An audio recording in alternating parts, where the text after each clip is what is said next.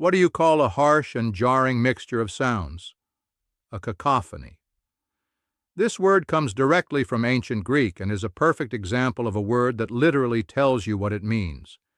It's a combination of two Greek words, kakos, which means bad, and phone, which means voice or sound. So, a cacophony is quite literally a bad sound. The word was adopted into English in the mid-17th century to describe those unpleasant noises that are just a little too jarring to the ear, whether it's a badly tuned orchestra or a busy city street.